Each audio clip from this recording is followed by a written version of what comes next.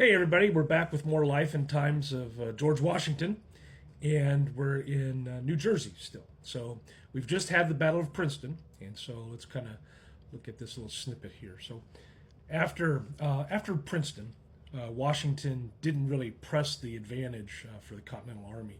He didn't move forward. He actually kind of pumped the brakes here. So he was looking for the army to move into winter quarters around Morristown. Now, this was not rest. It wasn't like, hey, we need to take a break, right? This was about damage control at this part in the Revolution because the Continental Army was exhausted. Their clothing was worn through, their food was inconsistent at best. The pay for the soldiers was late or just missing altogether.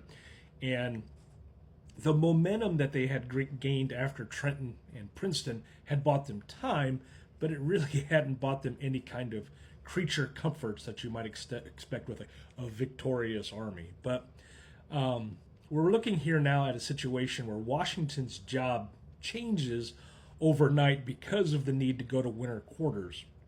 It's like they're in that break, in that pause.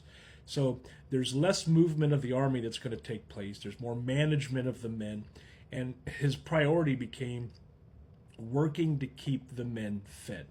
He wanted also to prevent desertion and also to stop, small problems from turning into just a collapse of the army.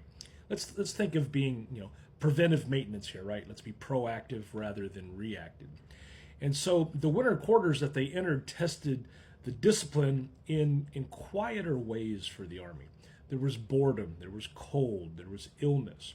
The soldiers, being around each other too much, right? The soldiers argued, the officers complained about the conditions.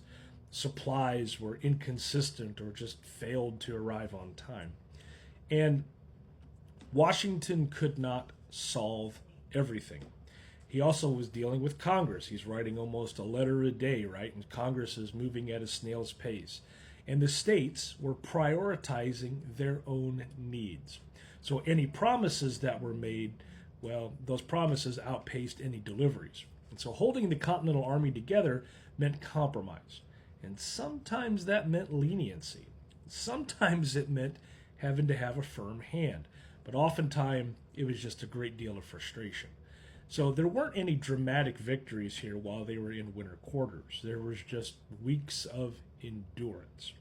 And what mattered was just continuity, that the army stayed intact, that the command structures all held, that the soldiers were able to accumulate some experience at being soldiers. These weren't professional, regular army soldiers. And by spring, the Continental Army was still alive. It wasn't any stronger, it wasn't any more secure, but it was present.